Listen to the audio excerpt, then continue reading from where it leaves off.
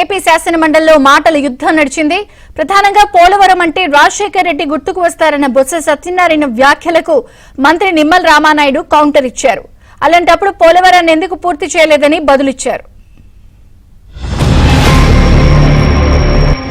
కేంద్ర ప్రభుత్వంతో ఈ ప్రభుత్వం సంప్రదించిన తర్వాత ఉన్న సమాచారం ఏంటంటే రాష్ట్ర ప్రజలకు అందరికీ ఆందోళన ఏంటంటే ముఖ్యంగా ఉత్తరాంధ్ర ప్రాంతంలో మా ప్రజలకి అలాగే రాయలసీమ ప్రజలకి ఏదైతే ఎత్తు తగ్గిస్తే రాబోయే ఇందాక విద్యుత్ శాఖ మంత్రి గారు ఏదైతే మాట్లాడారో 900 మెగావాట్ల విద్యుత్ ఇస్తున్నారో లేకపోతే రాయలసీమకి వచ్చి మిగిలిన అన్నారు మా సుదృష్టం తవ్వాలన్నారు వీటికి అన్నిటికీ ప్రమాదం వచ్చే పరిస్థితి ఉంది.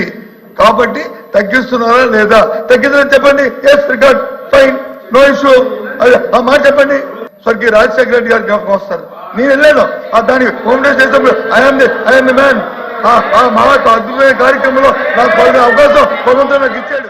చాలా క్లియర్ గా ఇప్పుడే చెప్తూ ఉన్నారు రాజశేఖర రెడ్డి గారు ప్రారంభించారని. మరి నేను అడుగుతూ ఉన్నా మీకు ఆ రోజు మరి 151 సీట్లు ఇచ్చారు, 50% ఓట్లు ఇచ్చారు, 14 నుంచి 19 దాకా ముఖ్యమంత్రిగా మరి ఉన్నారు. మరి ఎందుకు ఆ రోజు 72% పోలవరాన్ని యాజ్ ఎ రికార్డ్ చెప్తూ ఉన్నాయి. నేను చెప్పట్లా, యాజ్ ఏ పీపీ చెప్తుంది, సిడబ్ల్యూ చెప్తుంది 2019కి 72% పూర్తయిందని. మరి 72% పూర్తయినటువంటి ప్రాజెక్టుని మళ్ళీ అదే రికార్డ్ చెప్తున్నాయి 19-24 మధ్య కేవలం 2% మాత్రమే పూర్తయ్యాయని. మరి ఎందుకు 5 సంవత్సరాల అవకాశం ఇస్తే ఎందుకు చేయలేదు అధ్యక్ష? చంద్రబాబు నాయుడు గారి స్కీము నదుల అనుసంధానం.